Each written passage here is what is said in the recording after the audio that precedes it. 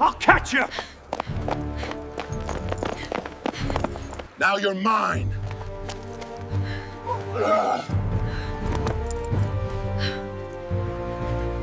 She ran from one prison straight into the arms of the most dangerous man in the Caribbean. When King Blackwood declared, "Now you're mine," 3 empires learned that some treasures are worth starting wars over.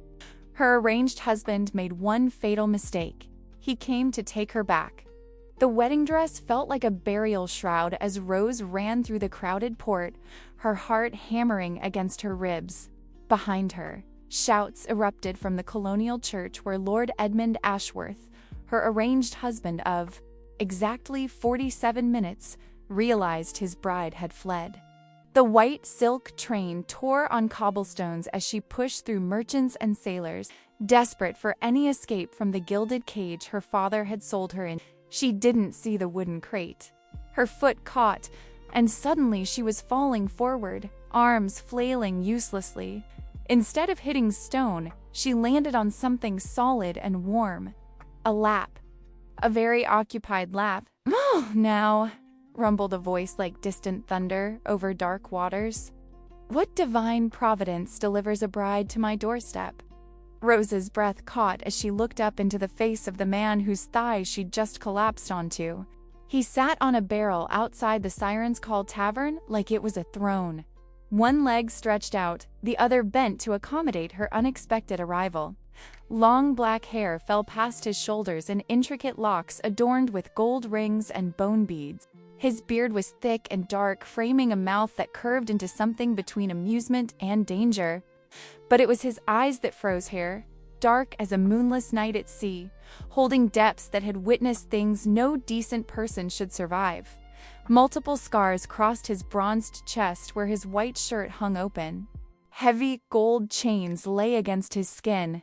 Tattoos spiraled down both arms' anchors, compasses, ships engulfed in flames. A cutlass hung at his hip, its handle wrapped in leather dark with age and use. Every inch of him screamed violence barely contained. I'm so sorry," Rose stammered, trying to scramble off him. His hand caught her waist, keeping her exactly where she'd landed.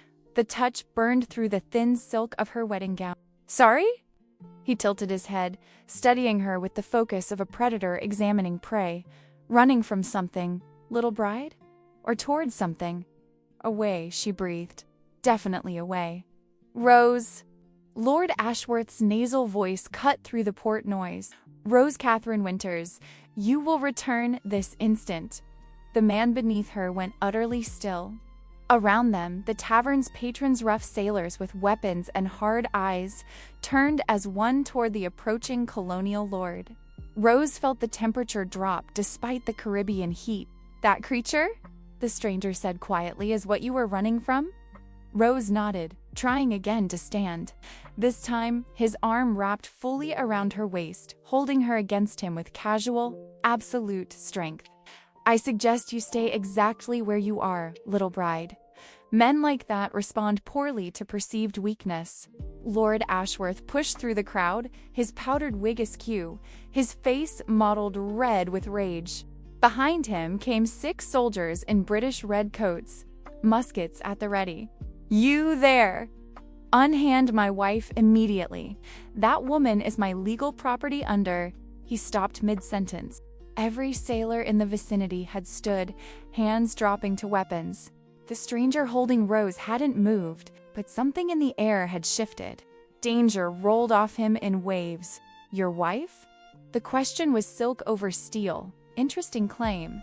"She seems rather opposed to it." The marriage was consummated in the eyes of God and King George.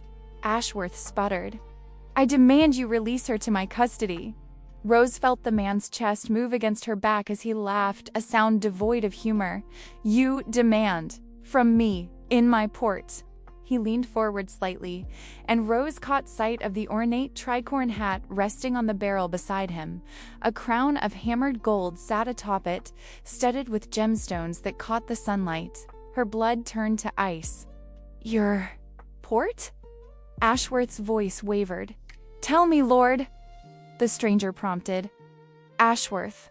Lord Edmund Ashworth of, I don't care. The interruption was casual and devastating. Tell me, Lord Ashworth, do you know where you're standing? The British soldiers had gone pale. One of them tugged at Ashworth's sleeve. My lord, perhaps we should. This is Nassau. The stranger continued conversation, his arm tightening fractionally around Rose's waist. My territory. These are my waters. That tavern behind us? My establishment. Those ships in the harbor?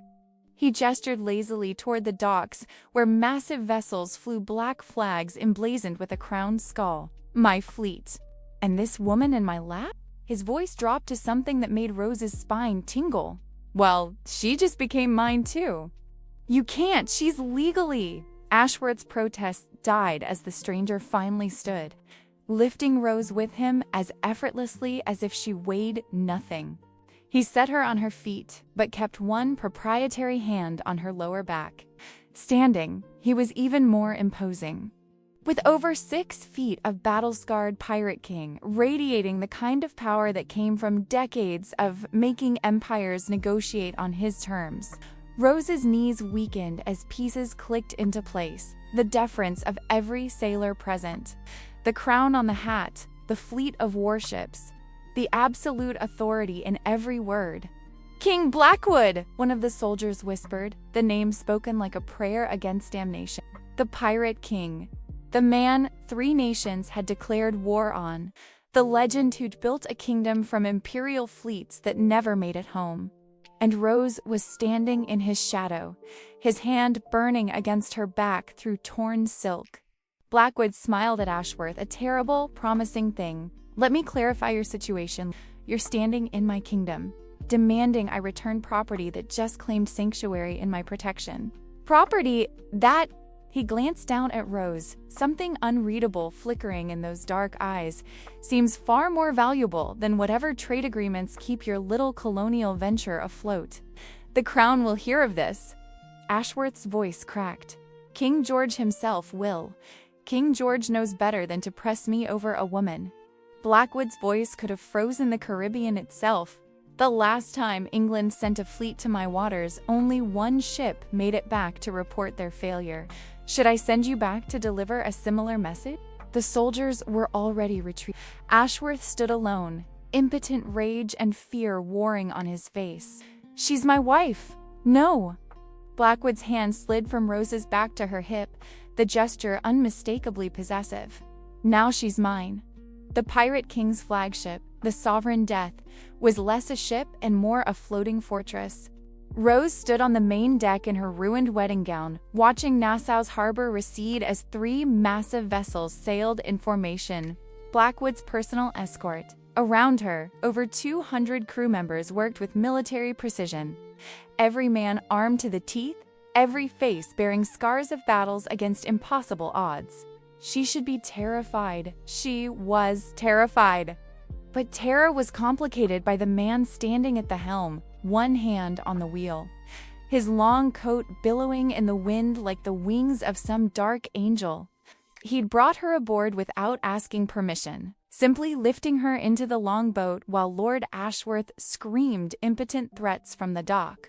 You can't just kidnap people, Rose said, finding her voice as the reality of her situation crystallized. Blackwood glanced back at her, amusement playing at the corner of his mouth. Kidnap implies you were taken against your will. You ran straight into my arms, little bride. I merely accepted what was offered. I didn't offer myself to you. No. He turned fully, leaving the wheel to his quartermaster, a mountain of a man with a scar bisecting his face. Blackwood descended the stairs to the main deck with predatory grace, each step measured and deliberate. You chose my lap out of every seat in Nassau. You stayed there when you could have run. And when that pompous lord tried to reclaim you, you pressed closer to me. Your body made a choice your mouth is now trying to deny. Heat flooded Rose's cheeks. He was right. When Ashworth appeared, her instinct had been to burrow into Blackwood's protection, not flee from both men. I was afraid. Of me. He stopped directly in front of her, close enough that she had to tilt her head back to meet his eyes. If you feared me, Rose Catherine Winters, you'd be begging me to return you. Instead, You're arguing about semantics. How did he know her full name? Lord Ashworth had shouted it, she realized. This man forgot nothing. What do you want with me? She whispered. Something flickered in those dark depths, hunger and curiosity, and something almost like wonder. I haven't decided yet. What I know is that 3 nations hunt me. Colonial powers tremble at my name, and I command waters that emperors only dream of controlling. I take what I want and keep what I claim. And the moment you landed in my lap, something in here, he tapped his chest over his heart, said mine. I don't question that instinct. It's kept me alive for 25 years of war. I'm not treasure to be claimed. No, he agreed. Treasure is easy. Treasure doesn't look at me like you're trying to decide if I'm salvation or damnation. Treasure doesn't make my flag captain give me warning looks about complications. You, little bride, are far more interesting than gold. A shout from the crow's nest interrupted them. Sail ho! 3 points off starboard bow. British colors. Every crew member moved instantly to battle station. Blackwood's entire demeanor shifted from dangerous charmer to war commander in a heartbeat. Royal Navy? Aye, Captain. Ah, Your Majesty, the lookout called. 40-gun frigate. She's flying Lord Ashworth's pennant. Rose's stomach dropped. He followed us. Of course he did. Blackwood strode back to the helm, pulling a spyglass from his coat. Stupid, arrogant, and now suicidal. Mr. Cross, he bellowed to his quartermaster. Signaled the Black Tempest and Devil's Widow. Formation Delta. We're about to teach the Royal Navy why they don't chase the Pirate King into open waters. You can't fight them because of me. Rose grabbed his arm. The muscle beneath her fingers was like iron. Just return me. Tell them it was a misunderstanding. He lowered the spyglass, looking at her with something between pity and steel. I don't return what's mine, Rose. Not to lords, not to navies, not to empires. That ship could be carrying King George himself, and my answer would be the same. No, people will die. People die in these waters every day. The question is, which people? He cupped her face with one calloused hand, forcing her to hold his gaze. Your husband made a choice when he followed me. He brought a single frigate against 3 of the most feared warships in the Caribbean. He's either brave or stupid. My coin's on stupid. Those men knew the risks when they signed on to a vessel flying royal colors in my territory. This is madness, Rose breathed. This is Tuesday for a man who's been at war with 3 empires for 2 decades. His thumb brushed her cheekbone with surprising gentleness. Welcome to my world, little bride, where men who try to take what's mine learn that I didn't earn my crown through mercy. He released her face and turned to his crew. All hands, run out the guns. Show these royal bastards why they should have stayed in Nassau's harbor. The Sovereign Death's gun deck was a vision of organized chaos. Rose had been firmly escorted below by a stern-faced woman named Grace, apparently Blackwood's sailing master, and one of the few female members of his crew. Through the open gun ports, Rose could see the British frigate drawing closer. Its white sails brilliant against the azure Caribbean sky. First time in a sea battle? Grace asked, checking the security of a cannon's restraints with expert hand. First time on a pirate ship, Rose admitted. First time running away from my own wedding. First time being claimed by A. She gestured helplessly toward the upper deck, where they could hear Blackwood's voice issuing commands. Pirate King, who's absolutely lost his mind over you? Grace finished with a knowing smile. Yeah, that's obvious to everyone aboard. King Blackwood doesn't claim women, ever. In 15 years serving under him, I've watched him turn down princesses, merchants, daughters, even a Spanish duchess. He beds who he wants and moves on. But you? You've been on this ship 3 hours and he's already starting a war over you. He started this war years ago, from what I understand. Fair point. Grace moved to the next cannon. But he's escalating it. That frigate out there. Normally he'd let it pass or fire a warning shot to send them running. Instead, he's running out every gun we have. The man's making a statement. Above them, Blackwood's voice rang out. Mr. Hawkins, Put a shot across their bow. Let them know we're serious." The ship shuddered as a single cannon fired. Through the gun port, Rose watched the cannonball splash 50 yards ahead of the British frigate. The Royal Navy vessel didn't slow. "Stubborn," Grace muttered. "Blackwood, they're not turning." "Of course they're not," came the reply. "Some damned lord has convinced them retrieving his runaway bride is worth challenging the pirate king. All batteries target their rigging. I want them dead in the water, not dead in the water. We're not murderers today." Rose's heart clenched. He was trying to minimize casualties. For her, the world exploded in thunder. All 20 guns on the Sovereign Death's starboard side fired in a synchronized broadside that shook the entire ship.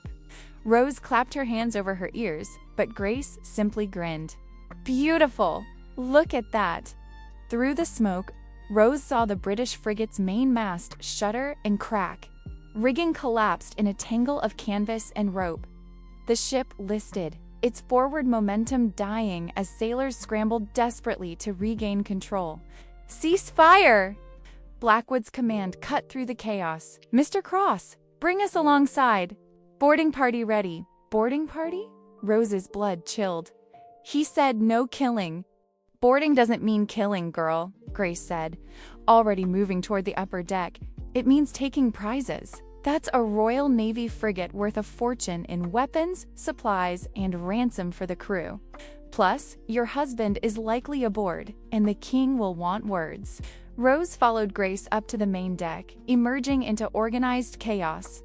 The Sovereign Death had pulled alongside the crippled frigate, grappling hooks already securing the two vessels together. Blackwood stood at the railing, cutlass drawn. His crew assembled behind him, 50 armed pirates ready to swarm the naval vessel. But he wasn't moving. He was waiting. "Lord Ashworth." Blackwood's voice carried across the gap between ships. "I have a proposition. Surrender your vessel peacefully, and I'll ransom your crew back to the crown unharmed. Resist, and I'll take your ship anyway. But you'll feed the sharks for the trouble." A moment of silence. Then Lord Ashworth appeared on the frigate's deck, his powdered wig gone, his fancy coat torn. "Return my wife, you savage, and I'll consider mercy." Blackwood laughed, a sound that made every sailor on both ships flinch. "You'll consider mercy?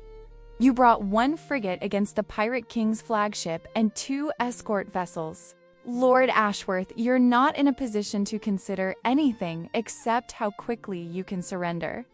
The Crown will do exactly nothing," Blackwood interrupted, "because I'm about to send you back to your colonial masters with a very clear message. What I claim, I keep. What I protect, I defend. And anyone stupid enough to challenge me in my own waters learns why 3 empires have failed to collect the bounty on my head." He turned to Rose, who stood frozen by the mainmast.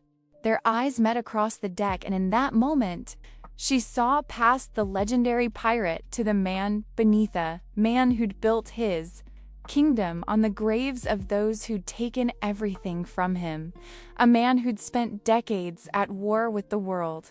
A man who just declared that world could go to hell before he'd give her up. "Tell him, Rose," Blackwood said quietly, though his voice carried in the sudden stillness. "Tell your legal husband what you want. If you truly wish to return to him, I'll honor that. I'm many things, but I don't keep unwilling captives. But if you choose to stay..." His smile was sharp as his blade. "Then he learns what happens to men who hunt what belongs to me." Every eye on both ships turned to Rose. Lord Ashworth, desperate and furious. Blackwood, dangerous and patient.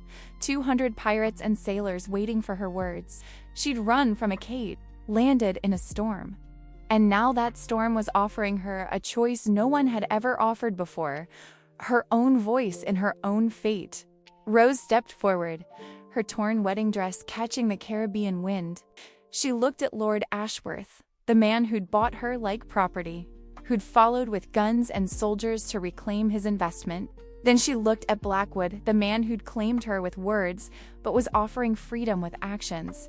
"I'm not going back," she said clearly. "I'm staying with him." Blackwood's smile could have ignited the ocean. "You heard the lady, Lord Ashworth.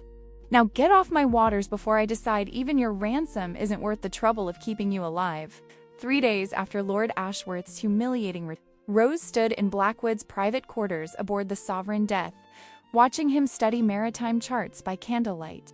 The cabin was surprisingly refined mahogany furniture, Persian rugs, shelves lined with books in multiple languages. This was the private sanctuary of a man who'd spent 2 decades building an empire from nothing. "You're staring," he said without looking up, his finger tracing a route along the Cuban coast. "I'm trying to understand you." Rose moved closer. Her borrowed clothes, simple breeches, and a loose shirt from the ship's stores, far more comfortable than any gown she'd ever worn. One moment you're threatening to feed men to sharks, the next, you're reading philosophy in Latin. Pirates aren't the illiterate savages your colonial lords paint us as. Blackwood finally looked up, his dark eyes catching the lamplight. "Most of my captains speak 3 languages. My quartermaster was a Cambridge scholar before the Royal Navy pressed him into service and destroyed his life. We're not monsters, Rose. We're men who refused to die quietly when empires tried to break us. What broke you?" The question escaped before she could stop it. His jaw tightened. For a moment, she thought he'd refuse to answer.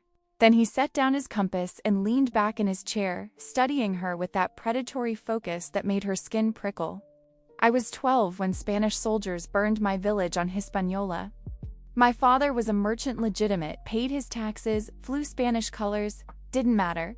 Some governor's son wanted our land for a plantation, so they came at dawn with torches and muskets." His voice was eerily calm, but his hands had curled into fists. "I watched my parents burn. My sister was 7. She didn't burn. She drowned, trying to escape." Rose's breath caught. "Blackwood, that's not my name." He stood abruptly, crossing to the stern windows that overlooked his fleet. 24 ships spread across the anchorage, their black flags vivid against the sunset. "I was born James Bennett. The boy who was James died in that fire." Blackwood rose from his ashes, named for the charred remains of my father's trading post. "I spent 5 years surviving as a cabin boy on merchant vessels, learning everything. Navigation, languages, how empires operate, where their weaknesses lie. At 17, I led a mutiny against a captain who beat his crew bloody for sport. At 20, I had 3 ships. At 25, I had a fleet. At 30, I declared war on every empire that profits from crushing people like my family." He turned back to face her, and Rose saw the truth she'd been avoiding. This wasn't just a dangerous pirate. This was a man who'd transformed personal devastation into a calculated campaign of vengeance against the world's most powerful nations. A man who'd built an entire kingdom on the foundation of his childhood trauma. "You asked what I want with you," Blackwood continued, moving toward her with that lethal grace. "The truth? I don't know. For 26 years, I've wanted only one thing: to make empires bleed the way they made me bleed, to take from them what they took from me: freedom, safety, family." He stopped directly in front of her, so close she could feel the heat radiating from his body. "Then you fell into my lap, running from your own version of imperial cruelty, and something in me recognized something in you. We're both survivors, Rose, both willing to burn the world before we submit to cages." "I'm not like you," she whispered, but her conviction wavered. "No?" His hand came up to cup her face, thumb brushing her cheekbone. "You chose me over your legal husband, over the protection of the crown, over everything society says you should want. You looked at the most wanted man in the Caribbean and decided he was safer than civilization. That takes a particular kind of courage. Or madness." His smile was dark and beautiful. "I haven't decided which." Rose's heart hammered against her ribs. She should pull away, should maintain some distance from this dangerous, damaged man who'd claimed her like property. But his touch was gentle, despite the calluses. and his eyes held a vulnerability that contradicted every legend about the ruthless pirate king. "You're giving me a choice now?" she asked. "After declaring I was yours? I'm a pirate, not a slaver." His other hand settled on her waist. "You're free to leave whenever you wish. I'll provide safe passage to any port outside British territory. But if you stay..." His voice dropped to something rough and promising. "If you stay, Rose, you're mine in truth. Not as property, as something far more dangerous, as the woman the pirate king would burn empires for." Before she could respond, urgent knocking shattered the moment.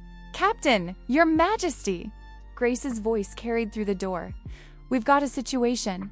Blackwood's entire demeanor shifted instantly, the vulnerable man disappearing behind the war commander. "The report!" Grace burst in, her face grim. "Portuguese fleet, 12 ships of the line. They're blockading the harbor entrance. Their admiral is demanding your surrender and Rose's return to colonial authorities.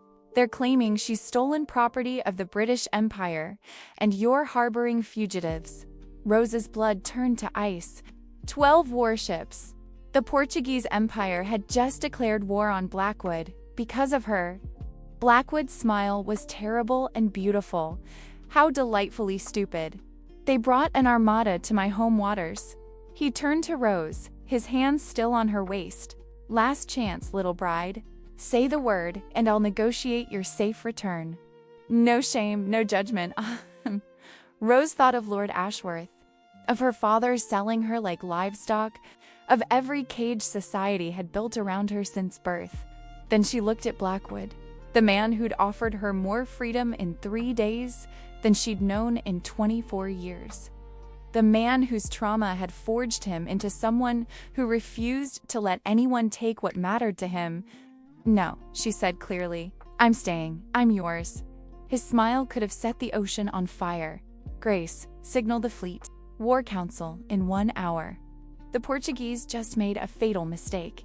He pulled Rose against him, his kiss fierce and claiming, sealing the choice she'd made. When he released her, his eyes blazed with something between triumph and terror. "Welcome to war, my beautiful bride. Let's show empires why they should fear the Pirate King." The War Council met on the deck of the Sovereign Death as night fell. 12 of Blackwood's most trusted captains gathering around charts and battle plans. Rose watched from the shadows, seeing the reality of the empire he'd built. These weren't random criminals. They were skilled naval officers, strategists, warriors who'd chosen loyalty to their king over submission to colonial powers. "The Portuguese formation is textbook," Captain Rourke of the Black Tempest reported, pointing at the harbor entrance. 3 lines of 4 ships each. Heavy guns positioned to devastate anything trying to break through. "They're confident those numbers mean inevitable victory.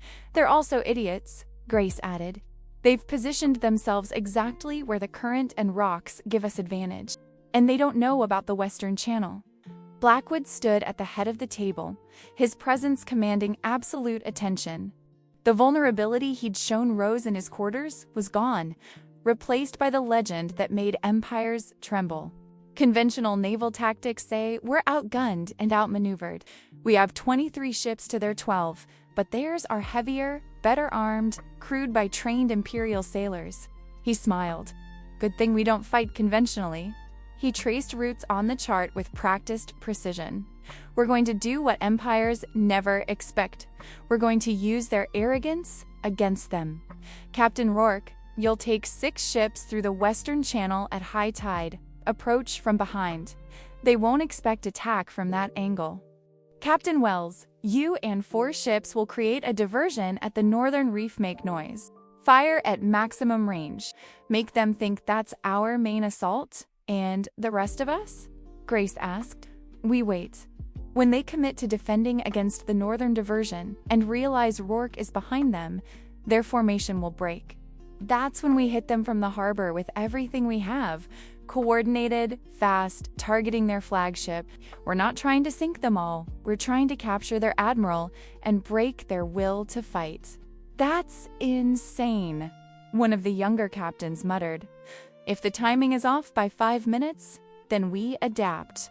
Blackwood's voice cut through the doubt like a blade. I've been running these waters for 2 decades, while these Portuguese admirals were learning tactics from books in Lisbon. They think numbers guarantee victory. We know that intelligence, speed, and absolute commitment win wars. His gaze swept the assembled captains. Anyone have reservations about dying for this fight? Silence. Then Grace grinned. Hell, I've been looking for a good battle. These Portuguese bastards interrupted my rum ration. Laughter rippled through the council. Rose saw it then, the absolute loyalty these people had to their king. Not because he forced it, but because he'd earned it. Because he fought beside them, bled with them, shared plunder fairly, and never asked them to take risks he wouldn't take himself. There's one complication, Captain Rourke said carefully. The Portuguese admiral sent a longboat with a messenger. He's demanding we send out the stolen bride of Lord Ashworth, or they'll level Nassau to rubble. Says we have until dawn to comply. Every eye turned to Rose. She stepped forward from the shadows, and Blackwood's hand immediately found her waist, pulling her against his side in a gesture of unmistakable possession and protection. I'm not going, Rose said clearly. I wasn't stolen. I chose to be here. The Empires don't recognize your choice, Rourke pointed out. To them, you're property that needs to be returned. They'll use you as justification to destroy everything we've built. Then, they're welcome to try, Blackwood said, his voice deadly calm. But let me be absolutely clear to everyone present. Rose stays. Not because I'm keeping her prisoner, but because she's chosen to be here, and I'll defend that choice with every ship, every gun, and every life in my fleet if necessary. Any empire that thinks they can take her from me will learn that some treasures are worth starting wars over. He looked at each captain in turn. Anyone have a problem with that? Head shakes and murmured agreement. Grace actually smiled. About time you found something worth fighting for besides revenge, Your Majesty. Blackwood's arm tightened around Rose's waist. We sail in 4 hours. High tide is just before dawn. Perfect timing to catch them while they're expecting our surrender. Get your crews ready. Check every gun, every line, every barrel of powder. This isn't just another raid. This is a message to every empire watching. You don't take what belongs to the Pirate King. Not his territory, not his fleet, and sure as hell, not his woman. The captains dispersed to their ships, leaving Rose and Blackwood alone on the deck. The Portuguese fleet's lanterns glittered in the distance, a constellation of threat and promise. You could still leave, Blackwood said quietly, though his arm hadn't released her. I meant what I said about choice. Rose turned in his embrace, looking up at the man who declared war on empires rather than surrender her. I ran from one prison and landed in your lap for a reason. Maybe it was fate, maybe it was luck, but I'm not running anymore. She placed her hand over his heart, feeling it thunder beneath her palm. If empires want me back, they'll have to go through you. And I'm betting on the Pirate King. His kiss was fierce and desperate, tasting of rum and danger and something that felt dangerously close to love. When he pulled back, his eyes held promises and threats in equal measure. Then, stay close tomorrow. When the battle starts, it's going to be chaos and thunder. I need to know you're safe while I'm burning their world down. I'm not helpless, Rose pointed out. Grace has been teaching me to load pistols and tie naval knots. Blackwood's laugh was rough and genuine. Of course she has. My sailing master is corrupting my beautiful bride into a proper pirate. He sobered, cupping her face. But promise me, Rose. When the guns start firing, you stay below deck until I come for you. I can't command a fleet if I'm terrified for your safety, I promise. She sealed it with another kiss. Now go win your war, my king. Show these empires why they should have left us alone. Dawn came with thunder and fire. Rose huddled in Blackwood's quarters as promised, but the sounds of battle were unmistakable. The sovereign death shuddered with each broadside, the roar of cannon fire constant as screaming wind. Through the stern windows, she watched the Portuguese fleet's formation shatter exactly as Blackwood predicted. Captain Rourke's ships had emerged from the Western Channel like ghosts, catching the Portuguese rearguard completely unprepared. The northern diversion had worked perfectly, drawing their attention while Blackwood's main force surged from the harbor in a devastating coordinated strike. She understood now why empires feared him. This wasn't random piracy, this was brilliant naval warfare executed with precision that would make admirals weak. Blackwood commanded his fleet like a maestro conducting a violent symphony, each ship moving in perfect coordination, targeting weak points, exploiting every mistake the Portuguese made. A massive explosion shook the ship. Rose ran to the window and saw a Portuguese flagship listing badly, flames consuming its rigging. The battle was turning into a rout. But where was Blackwood? The door burst open. Grace stood there, blood splattered across her face, but grinning fiercely. "Come on, the king wants you topside." "We've won, but he won't believe it until he sees you safe." Rose followed Grace up to the main deck, emerging into organized chaos. Wounded men were being tended, captured Portuguese sailors sat bound under guard. And everywhere she looked, Blackwood's crew was celebrating. The Portuguese fleet was in ruins, 5 ships captured, 4 fleeing toward open ocean, 3 burning wrecks that would sink before noon. And there, at the helm, stood Blackwood. His white shirt was torn and blood-stained, his face smudged with powder burns, his hair wild from wind and battle. But he was alive, and when his eyes found Rose across the deck, the fierce joy in them took her breath away. He crossed the distance between them in seconds, pulling her into his arms with desperate strength. "You're safe. Thank God, you're safe." His hands roamed her back, her arms, her face, as if confirming she was real and whole. "I'm fine," Rose assured him, touching the blood on his shirt. "Are you hurt?" "Scratch from a musket ball. Nothing serious." He couldn't stop touching her, as if the battle had broken down his last defenses. "We did it, Rose. We captured their admiral, destroyed half their fleet, and sent the rest running. The Portuguese Empire just learned what happens when they threaten what's mine. Your Majesty?" Captain Rourke approached, hauling a middle-aged man in a tattered Portuguese naval uniform. "Admiral Costa, as requested. He's demanding to speak with you about terms of surrender." Blackwood's arms stayed locked around Rose's waist as he faced the defeated admiral. "You have no terms to offer, Admiral. You brought an armada to my waters, threatened to destroy my home, and demanded I surrender the woman I've claimed. Your fleet is destroyed, your ships are prizes, and your men are prisoners. The only question is whether I ransom you back to Portugal or keep you here as a reminder of imperial arrogance." Admiral Costa's face was purple with rage and humiliation. "The crown will never forgive this. Every empire will hunt you. For what? For some stolen bride who isn't even worth the cost of." Blackwood moved so fast, Rose barely saw it. One moment he was beside her, the next he had the admiral by the throat, lifted half off the deck. "Finish that sentence and I'll forget the pirate code about honorable treatment of prisoners. Rose is worth every ship I'd lose, every battle I'd fight, every empire I'd defy. She's worth more than your entire pathetic fleet." He released the admiral, who staggered back gasping. Blackwood's voice carried across the entire deck. "Let me be clear to you in every empire you report to. Rose chose to stay with me. She's not stolen property. She's not a prisoner.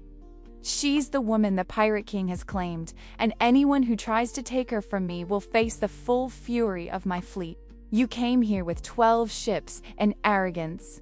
You're leaving with 5 ships as floating coffins and the knowledge that I could have killed every one of you, but chose mercy. Next time empires decide to test me, they won't be so fortunate." He turned to Grace. "Ransom the officers back to Portugal. Keep the ships as prizes. Offer the common sailors a choice serve in my fleet or return home. Anyone who chooses us gets full shares and brotherhood." "Aye, Captain." Grace was grinning. This is going to make us legends. We were already legends, Blackwood corrected. Now we're the legends empires tell to scare their admirals into competence. He looked down at Rose, his hand cupping her face with surprising gentleness, despite the violence still clinging to him. Come with me. He led her to the ship's bow, away from the celebrating crew and captured enemies.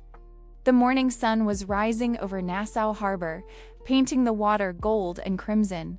Blackwood's fleet rode at anchor, victorious and deadly, a kingdom built on defiance and skill. This is my world, Blackwood said quietly, his arms encircling Rose from behind as they watched the sunrise. War and strategy, battles and blood. I can't offer you safety or peace. Empires will keep coming. The bounty on my head guarantees that. If you stay with me, you're choosing danger for the rest of your life. Rose leaned back against his chest, feeling his heart thunder against her spine.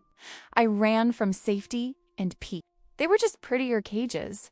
You're offering me something society says I can't have choice. Agency, a voice in my own fate. She turned in his arms, looking up at the man who declared war on empires rather than surrender her. I choose you, Blackwood. I choose danger with you over safety with anyone else. His kiss was different this time, not claiming or desperate, but something deeper. A promise. A seal on a bargain neither of them had planned, but both had chosen. When he pulled back, his eyes held emotions he probably didn't have words for yet. Then you're not just mine anymore, he said, his voice rough with feelings he wasn't used to expressing. I'm yours too. Every ship, every victory, every damn battle I fight from now on, it's for you as much as for revenge. You've given me something I thought died with my family, something worth protecting instead of just destroying. What's that? Rose whispered. A future. His smile was beautiful and terrible. A reason to win battles instead of just surviving them. You've made me want to build something, Rose, instead of just tearing empires down. That's terrifying and exhilarating, and I have no idea what I'm doing, except that I'm yours if you'll have me. Rose laughed, the sound bright and free against the backdrop of cannon smoke and victory. The legendary Pirate King, terrified of feelings. Who would have thought? Just you, he admitted. Only you could make me this vulnerable. He pulled her closer, his forehead resting against hers. So what do you say, Rose Catherine Winters? Will you be queen of this pirate kingdom? Will you stand beside me while we rewrite what empires think is possible? Will you choose this dangerous, bloody, beautiful freedom over everything civilization tried to trap you with? Rose looked at the fleet, the crew celebrating around them, the horizon stretching infinite and wild. She thought of her wedding dress torn and ruined, Lord Ashworth fleeing in defeat, empires learning that some women couldn't be claimed or controlled or returned like property. She thought of falling into this man's lap and finding not a monster, but someone who understood that freedom was worth any price. Yes, she said simply, to all of it. I'm yours, you're mine, and let's see what empires do when they realize they've lost. Blackwood's kiss sealed the promise, and behind them, his crew erupted in cheers. The Pirate King had found his queen, and together they would make empires tremble.